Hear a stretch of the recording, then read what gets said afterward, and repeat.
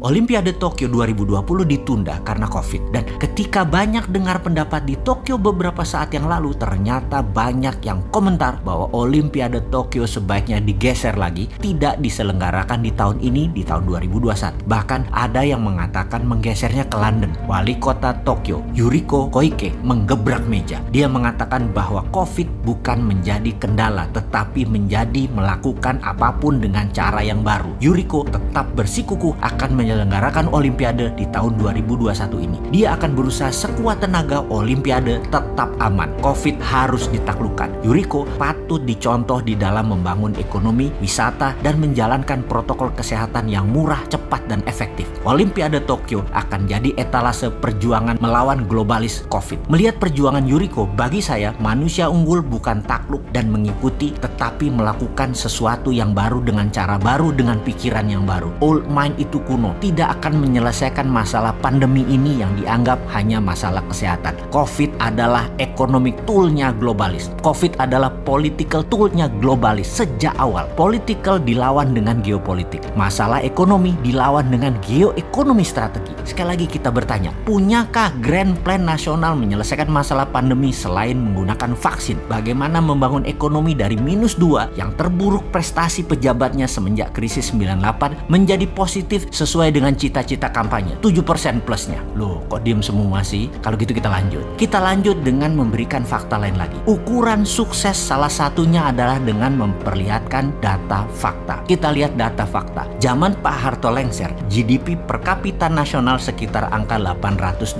per kapita. Lalu 3 presiden, Pak Habibie, Gus Dur, dan Ibu Megawati. Dari angka 800 naik ke $1.200 per kapita, alias naik 50%-an dengan 3 presiden. Lalu zaman Pak SBY dari $1.200 ke $3.700 atau naik sekitar 220% dalam 10 tahun. Dan 6 tahun terakhir ini dari angka $3.700 ke $4.100 atau sekitar naiknya hanya 20%. Apakah ini prestasi? Ini nanya lo ya, jangan nyolot. Gua takut deh lu pada galak fans pemuja ini. Serem gua. Nah, nanya aja kenapa hanya 20% dalam 6 tahun. Jangan dibilang nyinyir ya, maaf ya. Gila nih, galak-galak bener nih fansnya. Padahal nanya fakta lo ya ini ya. Sekali lagi, lalu apa solusinya? Nah, kalau kita pejabat pasti bukan gaya old mind, bukan gaya mereka yang menjabat sekarang yang sangat tidak up to date dengan teknologi, tidak update dengan digital, tidak paham langkah globalis, masih dalam cengkraman oligarki, dan tidak punya strategi mengalahkan negara besar Tiongkok dan Amerika selain manut menjadi bagian dari kepentingan negara besar karena diplomasi lemah sekali. Memang tidak terlihat secara nyata saat ini, namun 6 tahun naiknya 20% itu menurut banyak pengamat ekonomi adalah rapot merah. Jadi kalau nanti di tahun 2024 siapapun yang akan menjabat menjadi orang nomor 1 di negeri kita ini, dipastikan kalau mereka adalah pejabat saat ini, mereka bukan orang berprestasi sesungguhnya. Jadi silahkan Anda tetap memilih mereka karena kesukaan atas citra kesederhanaannya atau citra baiknya, silahkan. Gak apa-apa juga sih, tapi jangan harap kita bisa menjadi berdaulat, punya produk yang mendominasi tingkat dunia, disegani negara lain, paspor hijau milik kita di mana-mana dihormati. Jangan harap old mind gitu loh, gak akan merubah. Ya kayak gini-gini aja. Jadi solusinya ala Mardigu Nation tuh bagaimana? Kita melihat uang beredar yang 6.000 triliun itu dibandingkan dengan GDP nasional, ternyata hanya sekitar 38%-an. Kita lihat Jepang, Korea Selatan, angkanya mendekati 100%.